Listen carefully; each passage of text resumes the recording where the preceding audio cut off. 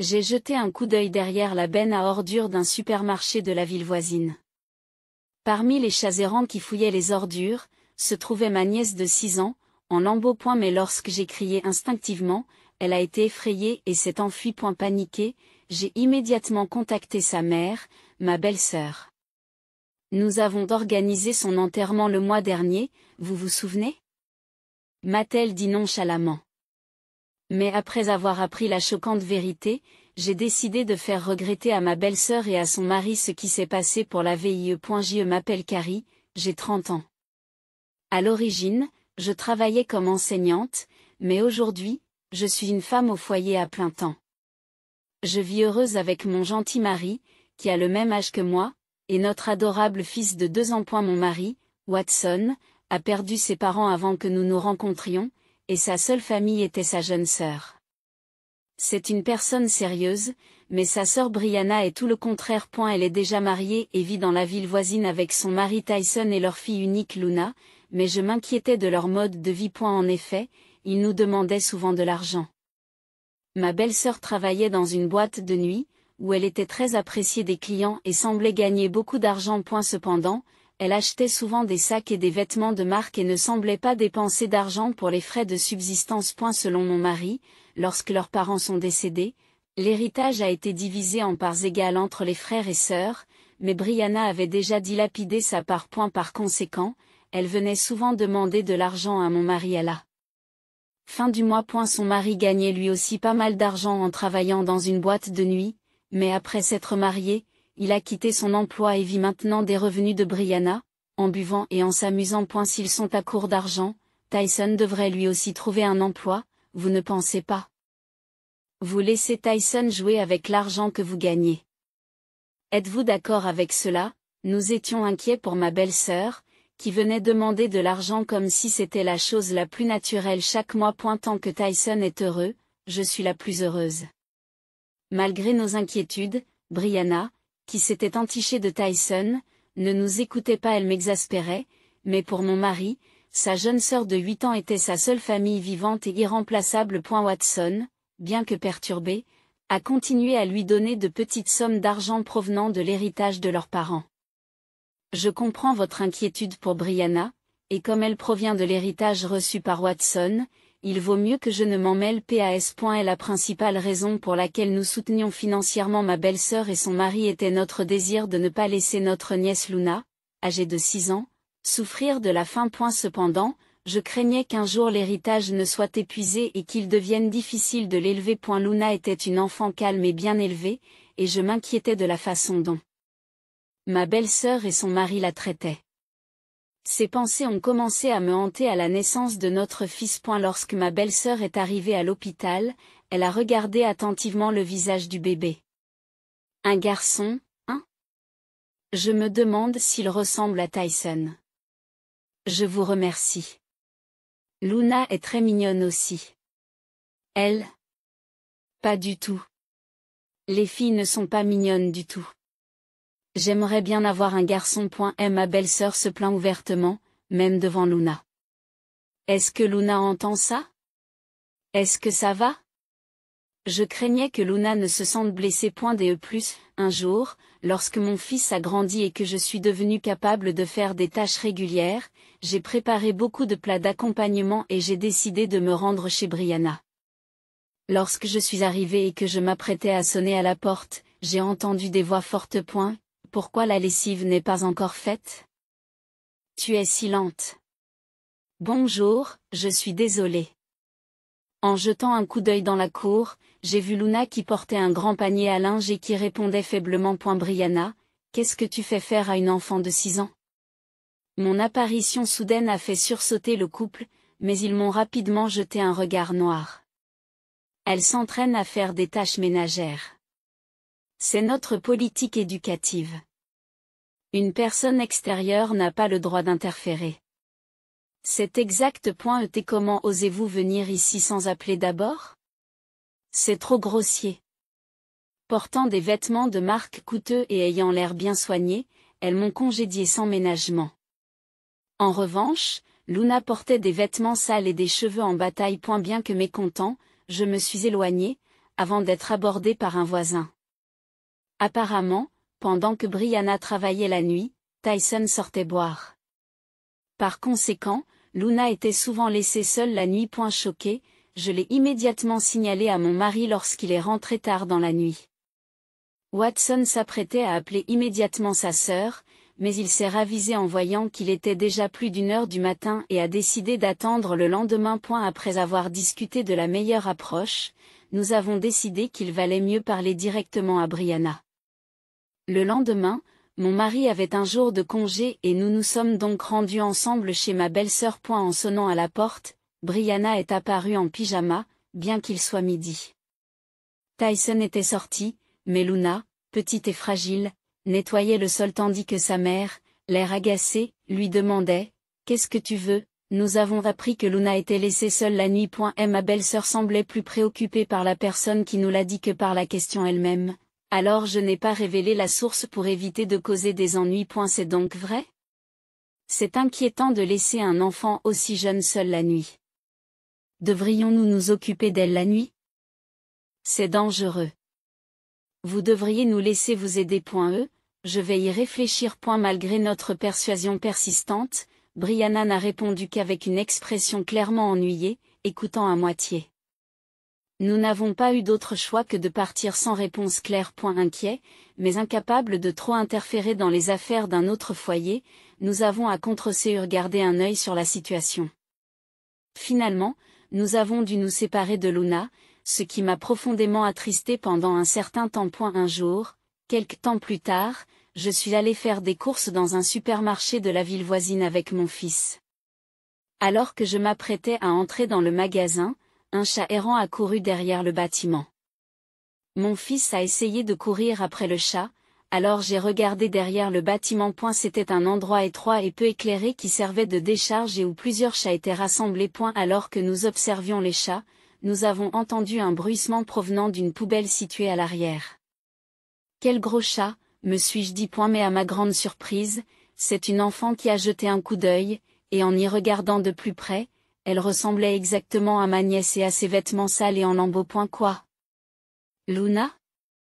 Surpris, j'ai crié, et l'enfant a couru dans la direction opposée. Ce n'est pas Luna, mais... Que dois-je faire? Je suis inquiet. Prenant mon fils dans mes bras, j'ai immédiatement couru après elle, mais je l'ai perdue de vue. Incapable de me débarrasser de mon inquiétude, j'ai appelé ma belle-sœur en panique. Je viens de voir Luna près du supermarché, à côté de votre maison. Nous avons organisé les funérailles de Luna le mois dernier. Tu te souviens? Ma belle-sœur rit en parlant de la mort supposée de son enfant. En effet, le mois dernier, ma belle-sœur nous a soudainement informé que Luna était décédée. Ce jour-là, Watson a reçu un appel de Brianna lui annonçant la mort de Luna. La soudaineté de l'événement m'a laissé désemparée et confuse. Quoi? Luna? Mais elle allait très bien. Je ne sais pas. Allons chez Brianna. Choquée, nous nous sommes précipités chez ma belle-sœur. Là, nous avons trouvé une urne déjà placée. Nous sentant faibles, nous nous sommes effondrés sur le sol, sans voix. L'enterrement et la crémation sont déjà faits, a-t-elle marmonné en évitant de nous regarder dans les yeux. Pourquoi ne pas nous l'avoir dit avant l'enterrement? Je me sentais mal à l'aise, mais je ne pouvais pas poser de questions à un parent en deuil. Voyant que ma belle-sœur avait l'air abattue, nous lui avons donné un paiement de condoléances supérieur à la norme et nous sommes partis. En me remémorant les événements du mois dernier, je n'arrivais toujours pas à concilier le fait que l'enfant que j'avais vu ressemblait tellement à Luna. Luna est-elle vraiment morte? Ce doute s'est installé dans mon esprit et je n'arrivais pas à m'en débarrasser. J'ai commencé à soupçonner ma belle-sœur de mentir et je me suis senti obligée de le vérifier de mes propres yeux. En vérifiant l'heure, j'ai réalisé que mon mari venait de terminer son travail. J'ai donc appelé Watson et je lui ai parlé de l'enfant que j'avais vu. Elle ressemblait tellement à Luna. Et à l'enterrement, nous n'avons vu que l'urne. Vous avez raison. C'est inquiétant. Je vous rejoins. Même si ce n'est pas Luna, on ne peut pas laisser un enfant dans un tel état. Je vous remercie. J'ai retrouvé mon mari, qui était venu directement du travail au supermarché, et nous nous sommes mis ensemble à la recherche de l'enfant. Alors que le ciel s'assombrissait, nous avons trouvé l'enfant dans le parc à côté du supermarché. J'ai immédiatement appelé mon mari pour confirmer le visage, et en effet, c'était ma nièce. Luna pointa, Carrie. Je le savais. Je suis contente qu'on t'ait trouvé. Qu'est-ce que tu fais là, La nièce? Le regard baissé, hésitait et semblait hésiter à parler. Ses vêtements étaient sales et en lambeaux, et ses cheveux, non lavés et emmêlés, étaient emmêlés par endroits comme un nid d'oiseau. Pour ne pas l'effrayer, je me suis abaissée à son niveau et je l'ai regardée d'un air doux. Et elle se fait tard. Et si nous allions ensemble dans notre maison? La nièce hésite un instant, mais finit par hocher légèrement la tête après une courte pause. Mon mari et moi avons donc ramené Luna chez nous. À notre arrivée, nous l'avons immédiatement mise dans le bain. Non seulement elle était sale, mais son corps était également très maigre. Par la suite, lorsque nous avons disposé un repas devant elle à table, elle s'est mise à manger à toute vitesse. Vous deviez avoir très faim. C'est pitoyable. Je me suis souvenu de l'avoir fouillée dans les poubelles tout à l'heure, et mon cœur s'est serré. Les yeux de Luna se sont alors remplis de grosses larmes et elle s'est arrêtée de manger à mi-chemin, commençant à sangloter d'une voix étouffée. Luna, peux-tu me dire ce qui s'est passé? Ma mère m'a dit de partir. Qu'est-ce que tu veux dire par là? Selon la nièce, sa tante l'a mise à la porte en lui disant de ne plus jamais montrer son visage. Je veux un garçon qui ressemble à Tyson, alors je n'ai pas besoin de toi. C'est à peu près à ce moment-là que la belle-sœur nous a informé que Luna avait disparu. J'étais certain que mes soupçons étaient fondés. Et la belle-sœur et son mari avaient menti et fait croire que Luna était décédée. Et la nièce nous a dit qu'après avoir été mise à la porte, elle vivait dans le parc et fouillait dans les bennes à ordures pour trouver de la nourriture. J'ai pensé que quelque chose n'allait pas, mais je ne m'attendais pas à ce qu'il fasse une telle chose à ma nièce. Mon mari et moi étions sous le choc et en colère après avoir entendu la vérité de la bouche de Luna. Nous avons décidé de punir la belle-sœur et son mari pour la protéger. Tout d'abord, j'ai décidé de demander l'aide de quelqu'un que je connaissais pour enquêter sur la belle-sœur et son mari. Lorsque je les ai consultés immédiatement, j'ai constaté que c'était la bonne décision. Cette personne disposait de plusieurs informations, et il s'est avéré que le couple Brianna avait des secrets scandaleux. J'y vois. Maintenant, comment devons-nous nous y prendre pour les punir? Mon mari et moi nous sommes tranquillement préparés à ne pas être repérés par eux et avons attendu le bon moment. Le temps a passé et ce mois-ci, comme d'habitude, la belle-sœur nous a contactés pour nous demander de l'argent. D'accord. Si vous avez besoin d'argent, vous et votre mari devriez venir de temps en temps. Oh, eh bien, s'il le faut, je viendrai.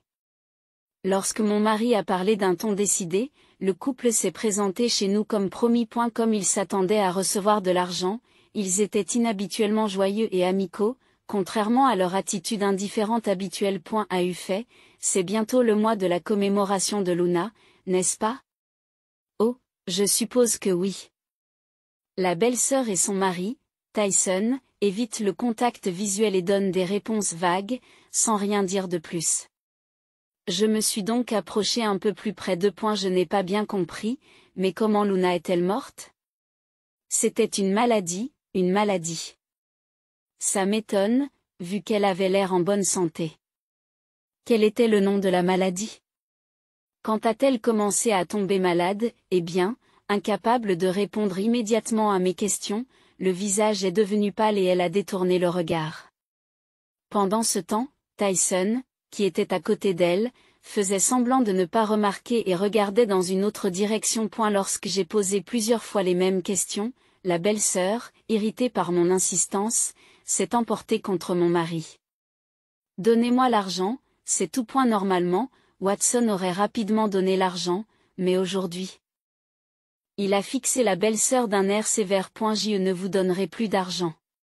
Cet argent doit être épargné pour l'avenir de Luna. Je vous l'ai dit, Luna est déjà partie, n'est-ce pas? Vous êtes sourd? Watson, vous m'avez écouté? Ah ah. Ils rirent bruyamment, se moquant de mon mari. Voyant cela, ma colère contenue a explosé et je les ai fusillés du regard. Il est inutile de mentir. Luna est vivante. Ne faites pas d'affirmations sans fondement et sans preuve. Je l'ai trouvée dans la ville voisine. Je sais aussi que vous l'avez chassée de chez vous.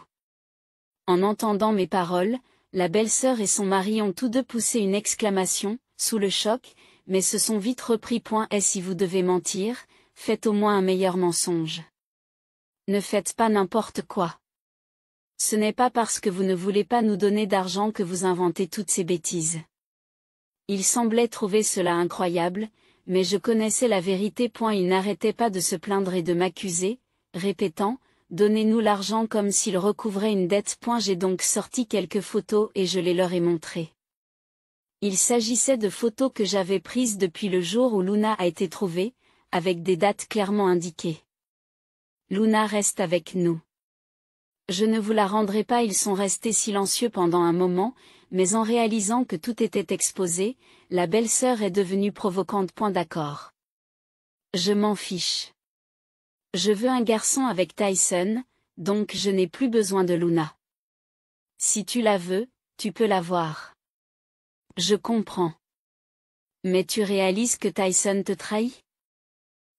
J'ai montré à la belle-sœur d'autres photos montrant clairement l'infidélité de Tyson.